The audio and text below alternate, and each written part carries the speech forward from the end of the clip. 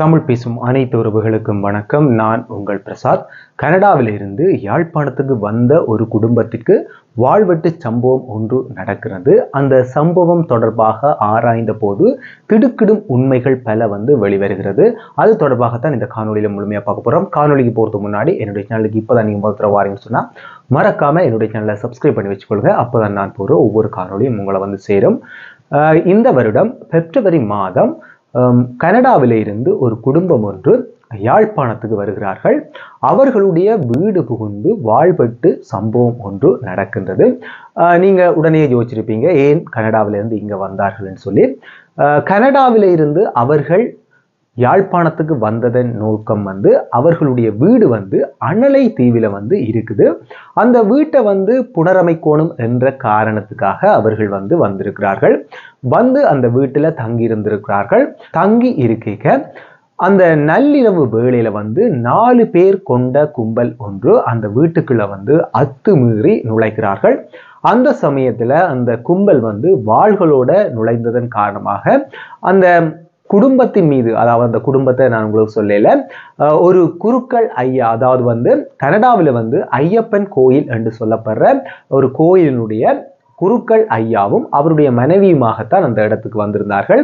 அவர்கள் மீது வாழ்வெட்டு சம்பவம் இடம்பெறுகிறது. அதன் பிற்பாடாக அந்த வீட்டில் இருக்கிற பெருமதி வாய்ந்த பொருட்கள் களவாடப்படுகிறது, அதாவது கொள்ளையெடுத்து செல்லப்படுகிறது.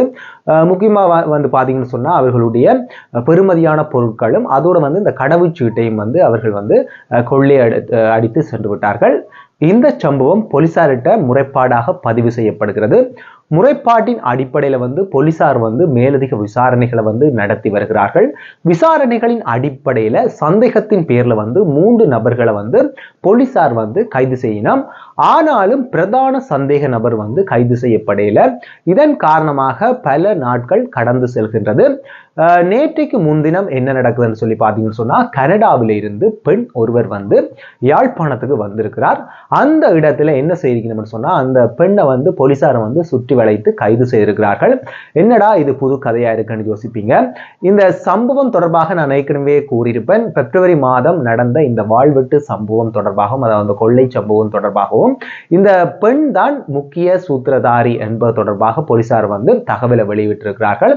அதோட நேற்றைக்கு முன்தினம் அந்த பெண்ணை நீதிமன்றத்துல ஆஜர்படுத்திய போது அந்த நீதவான் என்ன சொல்லியிருக்கிறேன்னு சொன்னா, 48 மணித்தியாலங்கள் இந்த பெண்ணை நீங்க விளக்கமறியல வச்சு விசாரிக்கும்படி நீதவான் உத்தரவிட்டிருக்கிறார். அதோட அந்த பெண்மணி சொல்லிக்க நான் இதற்கு தலைமை தாங்கியது உண்மைதான். ஆனாலும் இவ்வாறு செய்ய சொன்னது கனடாவில இருக்கிற ஒரு நபர் தான் என்ன இவ்வாறு செய்ய சொன்னார். அவர் அந்த ஐயப்பன் ஆலயத்தினுடைய தலைவர் என்றவாறு ஒரு அதிர்ச்சியான தகவலை கூறியிருக்கிறார்.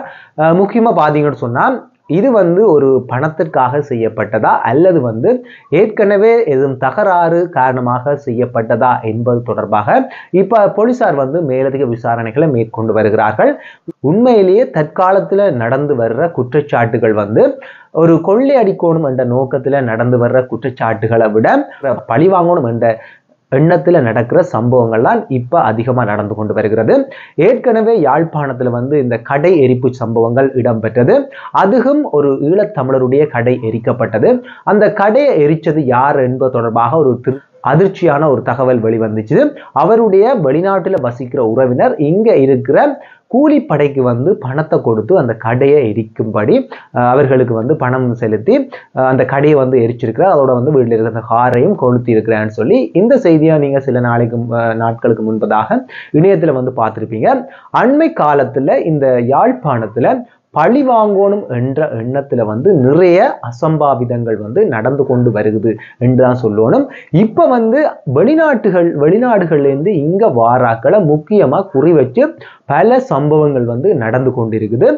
இந்த காணொலியை பார்த்து கொண்டிருக்கிற நீங்க வெளிநாட்டுல இருந்து இங்க வர்றதுக்காக சில பேர் ஆயத்தமாய் கொண்டிருப்பீங்க. ஆனா நீங்க இவ்வாறு இந்த காணொலியை பார்த்துட்டு பயப்பட தேவையில்லை.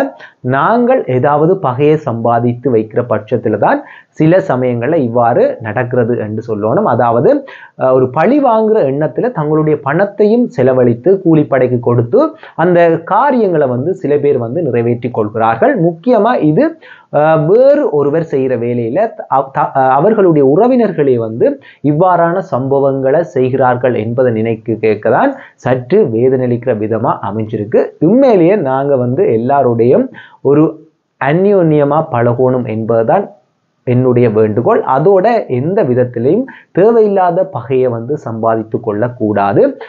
இது தொடர்பாக நீங்க என்ன நினைக்கிறீங்க என்பதையும் மறக்காம உங்களுடைய கருத்துக்களையும் கமெண்ட் பாக்ஸில் கமெண்ட் பண்ணிக்கொள்ளுங்க. மீண்டும் ஒரு நல்ல காணொளி வாயிலாக நான் உங்களை சந்திக்கிறேன். அதுக்கு முன்னாடி என்னுடைய சேனலை சப்ஸ்கிரைப் பண்ண பார்த்து கொண்டு தான் மறக்காம என்னுடைய சேனலை சப்ஸ்கிரைப் பண்ணி வச்சுக்கொள்ளுங்க. நன்றி, வணக்கம்.